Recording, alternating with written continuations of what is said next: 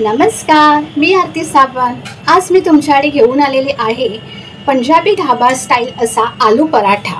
तुम्ही बघू शकता एकदम मस्तपैकी असा हा आलू पराठा तयार झालेला आहे, गुबगुबीत असा। आणि सगळ्या टिप्स सकट सांगितलेल्या आहे। तर व्हिडिओला आपण सुरुवात करूया। एकदम भरभरून असं स्टफिंग भरलेलं आहे आणि पराठा फुटू नये त्यासाठी मी काही टिप्स सांगितलेल्या आहे। तर संपूर्ण व्हिडिओ नक्की बघा। आलू पराठा बनवण्यासाठी आपल्याला पहिलं गव्हाचं कणिक मळून घ्यायचं आहे। त्यासाठी मी गव्हाचं पीठ घेतलेले आहे। 10 पिठाचे गोळे होतील इथपर्यंत घेतलेला आहे। 5 टेबलस्पून चण्याचं पीठ घातलेलं आहे। चवीनुसार मीठ घालायचं आहे। 2 चमचे तेल घालायचं आहे। पीठ एकसारखं मळून घेऊया। पहिलं पिठामध्ये तेल आणि चण्याचं पीठ चोळून घेऊया। त्यामुळे पराठा आपला फुटणारही नाही आणि आपलं कणिक सुद्धा चांगलं एकसारखं मळून होईल। थोडं थोडं पाणी घालून गव्हाचं घट्ट असं पीठ मळून घ्यायचं आहे। जास्त घट्ट पण मळून घ्यायचं नाही। जसं आपण गव्हाचं कणिक मळून घेतो अगदी त्याचप्रमाणे। पाणी एकदम जास्तही घालू नका, नाहीतर पीठ पातळ होईल। थोडं थोडं पाणी घालून कणिक मळून घ्यायचं आहे। थोडं थोडं पीठ घेऊन चांगलं मळून घ्यायचं आहे।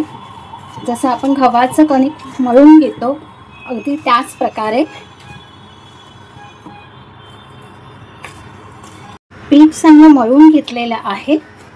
हे बघा, एकदम परफेक्ट असं। 1 चमचाभर थोडंसं तेल घालायचं आहे आणि परत असं थोडंसं मळून घ्यायचं आहे। आता मी थोडा वेळ गव्हाचं कणिक मुरत ठेवणार आहे, 15 ते 20 मिनिटं। बटाटे मी उकडवून घेतलेले आहेत अगोदर। 5 बटाटे 5 शिट्या केलेल्या आहेत आणि बटाटे बुडतील पाण्यामध्ये इथपर्यंत पाणी घेतलेलं आहे। पाणी जास्तही घेऊ नका, नाहीतर बटाटे ओव्हर कुक होतील आणि बटाट्यांना पाणी सुटेल। तर कुकरमध्ये 5 शिट्ट्यांमध्ये बटाटे चांगले उकडून येतात। बाउल घेतलेला आहे आणि हा स्पायडरचा झारा आहे, त्याने मी बटाटा किसून घेणार आहे। जर तुमच्याकडे पोटॅटो स्मॅशर असेल त्याचाही तुम्ही वापर करू शकता। ते छानपैकी झाऱ्याने बारीक असं किसून घेतलेलं आहे। 1 चमचा आलं, 1 इंच आणि 4 हिरव्या मिरच्या खलबत्त्याने ठेचलेल्या आहेत। कसुरी मेथी हाताने थोडीशी क्रश करायची आणि ती घालायची आहे। कोथिंबीर पाव कप घाला बारीक चिरून। जिरं 1 चमचा, 1 बडीशेपची पूड आहे, 1 छोटा चमचा म्हणजे 1 टीस्पून लाल तिखट, हाफ टीस्पून टोटल 1.5 टीस्पून लाल तिखट घातलेलं आहे। 1 टीस्पून धना पावडर, हाफ टीस्पून गरम मसाला, चवीनुसार मीठ। तर आपला सर्व जिन्नस मिक्स करून घ्यायचं आहे। सारण तयार झालेलं आहे। आता आपण ह्याचे गोळे करून घेऊया। हे बघा, एवढे गोळा करायचा आहे सारणासाठी। टोटल 11 गोळे तयार केलेले आहे सारणाचे। हे बघा, आता 20 मिनिटांनी आपलं कणिक चांगलं मुरलेलं आहे। परत एकदा मळून घेते। जितकं तुम्ही कणिक चांगलं मळून घ्याल चपातीसाठी सुद्धा किंवा भाकरीचं पीठ सुद्धा भाकरी करण्यासाठी, तितकं तुमचं चांगली चपाती, भाकरी, पराठा चांगला फुगेल। कणकेचा 1 गोळा घेते। गव्हाच्या पिठामध्ये चपातीचा गोळा हा डीप करून घ्यायचा आहे चांगला। आणि चपाती आपण लाटून घेतो तसं आपल्याला लाटून घ्यायचं आहे। पूर्ण चपाती नाही, पुरी एवढं आपल्याला लाटून घ्यायचं आहे। हे बघा, फुटू नये त्यामुळे आपल्याला तूप घालायचं आहे। त्यामुळे ही टिप्स महत्त्वाची आहे। पूर्ण पराठाला म्हणजे हा चपातीचा जो गोळा केलेला आहे त्याला पूर्ण आपल्याला तूप लावायचं आहे. आपल्याला शिवरायचं आहे, त्यामुळे आपला पराठ्याचं सारण आहे ते एकदम व्यवस्थितपणे राहील. कुठूनही पराठा आपला फुटणार नाही. आता आपल्याला हे सारण पराठ्याचं आपल्याला लॉक करायचं आहे. जसं आपण मोमोज मोदक कसे फोल्ड करतो अगदी त्याच प्रकारे आपल्याला फोल्ड करायचं आहे. सगळीकडून लॉक करायचं आहे जेणेकरून आपलं सारण निघणार नाही. एक्सेस पीठ आपल्याला हे काढून घ्यायचं आहे आणि हे आपल्याला पीठ लॉक करायचं आहे. परत आपल्याला पिठामध्ये डीप करून घ्यायचं आहे. प्लस सगळीकडून हे सारण प्रेस करून घ्यायचं आहे म्हणजे आपल्याला सगळं सारण एकसंध होईल.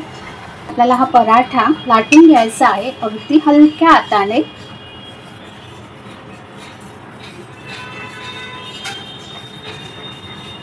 जिथे आपल्याला पीठ वाट्या लावायचं तिथे तुम्ही लावू शकता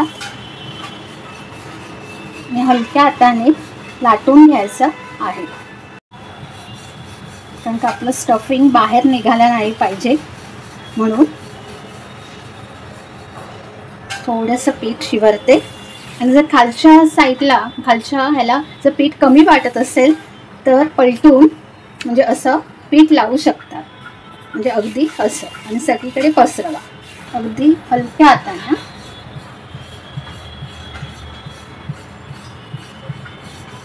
पराठ्याचं सारण एकदम सगळीकडे लागले आहे आणि गोल असा आकार झालेला आहे पराठ्याचा. असं म्हणजे आपला पराठा कुठून पण फाटला नाही आहे. एकदम व्यवस्थित सारण पुरलेलं आहे. एकदम भरभरून चपातीचा तवा चांगला तापलेला आहे.